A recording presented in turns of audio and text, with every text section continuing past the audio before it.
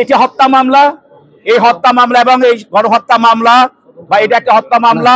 এই হত্যা মামলায় আমরা আশা করছি এরা যেহেতু পরিকল্পনাকারী হিসাবে, ষড়যন্ত্রকারী হিসাবে, সহায়তাকারী হিসাবে, মদতদাতা হিসাবে তারা অপরাধের সঙ্গে তারা জড়িত এবং তাদের সর্বোচ্চ শাস্তি হবে।